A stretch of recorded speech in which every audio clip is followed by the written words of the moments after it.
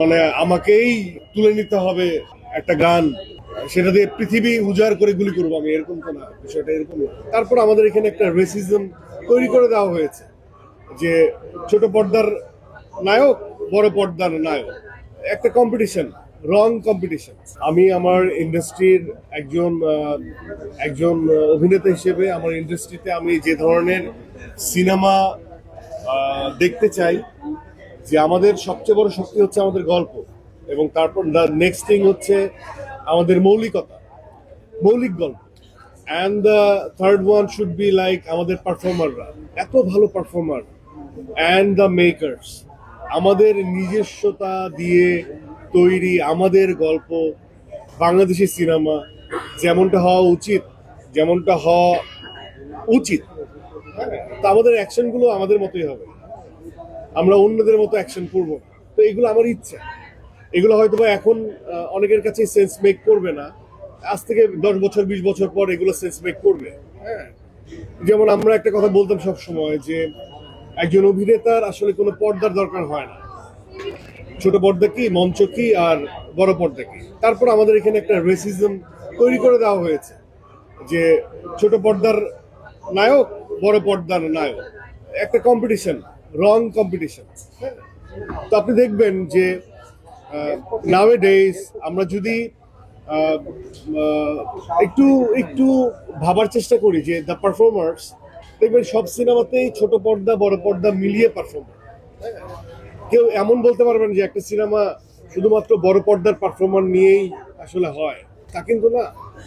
তো এরকম এই যে কালেকটিভ আর্টওয়ার্কে হয় কি, যারা যোগ্য তাদেরকে আমরা কাস্টিং করতে চাই। এটা খুব বেশি ইম্পর্টেন্ট না সে কোন পর্দা থেকে আসছে।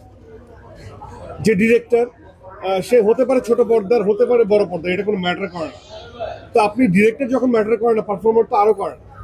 হ্যাঁ, তো এই যে জার্নালিস্টের ক্ষেত্রে, বড় পর্দার জার্নালিস্ট আগে আলাদা ছিল, ছোট পর্দার জার্নালিস্ট আলাদা ছিল।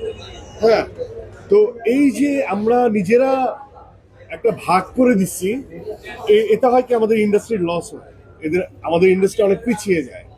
হ্যাঁ, তো এটা তখন একটা অন্যরকম যুদ্ধে পরিণত হয়।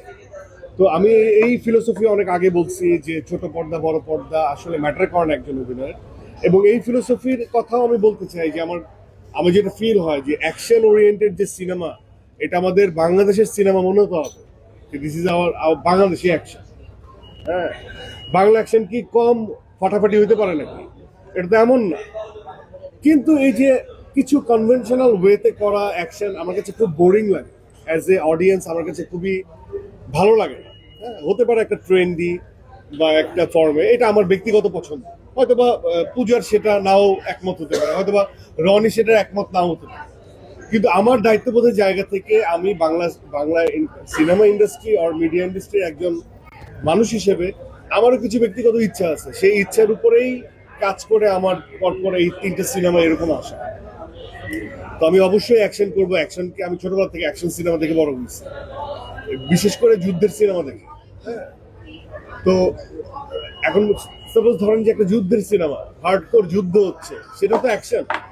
এটা তো অবভিয়াস না যে মানে আমাকেই তুলে নিতে হবে একটা গান, সেটা দিয়ে পৃথিবী উজাড় করে গুলি করবো আমি, এরকম তো না, বিষয়টা এরকম না।